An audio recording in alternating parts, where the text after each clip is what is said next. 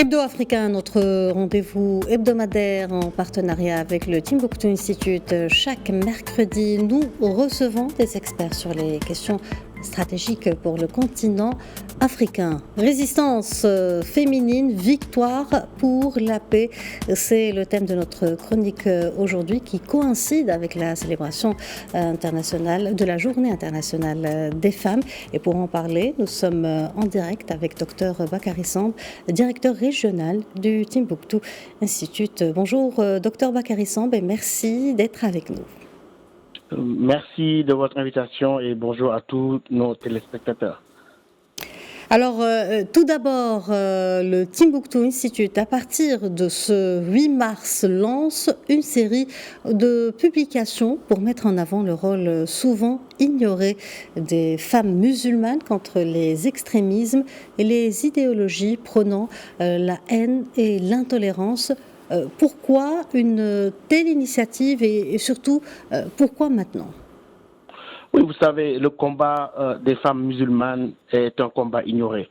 Et contre l'état des choses qu'on connaît, de grandes figures féminines ont réclamé depuis très longtemps, à l'instar de Houda Sharawi en Égypte, depuis le début du 19e siècle, l'émancipation féminine. Dans certains pays, les origines du combat pour l'émancipation des femmes aussi remontent au 19e siècle. Et ce combat est mené au nom des références universelles qu'on cite aujourd'hui. Et ça a été mené aussi bien par les hommes, mais aussi par les femmes. On se rappelle des publication très novatrice à l'époque d'un Qasim Amin, d'un Tahrir al-Mar'a, ça a Libye aussi en 1905, en 1930 aussi dans le monde musulman. N'oublions pas que la femme turque a obtenu le droit de vote bien avant beaucoup de femmes dans des pays européens. Les travaux de Tahir Haddad dans Imra'atuna fi Sharia wal Mujtama.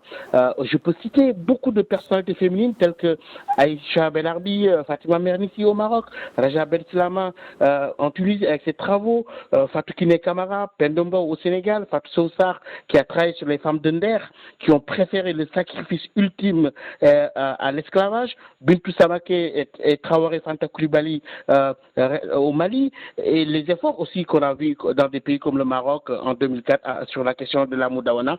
Bref, les femmes musulmanes elles-mêmes se sont appropriées la question de la lutte contre les idéologies extrémistes pour la défense de leurs droits, mais aussi pour la défense des droits et des valeurs universelles. Docteur Bakary Samb, vous qualifiez ces femmes du monde arabe comme du Sahel, d'ailleurs comme des héroïnes méconnues malgré le rôle central qu'elles ont joué dans la consolidation de la paix et notamment dans la résistance contre les extrémismes et la violation de leurs droits. Pourquoi Oui. Oui, absolument, on oublie de rappeler la résistance des femmes de Gundam, de Tombouctou à l'arrivée des djihadistes. Elles étaient là parmi les résistantes. Ces femmes ont été les premières à se préoccuper de l'extrémisme religieux. En fait, les femmes ont été avant-gardistes. Elles se sont préoccupées de l'extrémisme religieux alors que les hommes politiques ont attendu que l'extrémisme soit source de terrorisme pour s'en émouvoir. On rappelle les tragiques années des années 90 en Algérie et aussi en Afghanistan. Et dans le Sahel, aujourd'hui, on a vu que ces femmes-là, aussi bien au Burkina, au Mali et dans d'autres pays, mènent le combat pour l'égalité, mais aussi qui est un combat à définitif pour la paix et la cohésion sociale. Pourquoi un tel rôle est resté encore très ignoré du grand public ?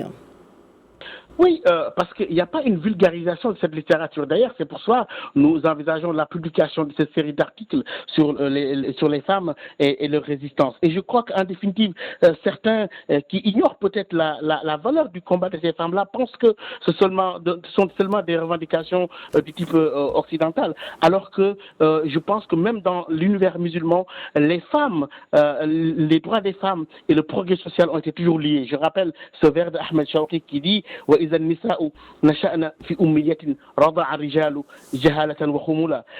on prend le risque de laisser les filles grandir dans l'analphabétisme, les hommes ne seront jamais sevrés de l'opium de l'ignorance et de l'apathie. » Docteur Bakary Samb, merci pour cet éclairage. Je rappelle que vous êtes directeur régional du Timbuktu Institute.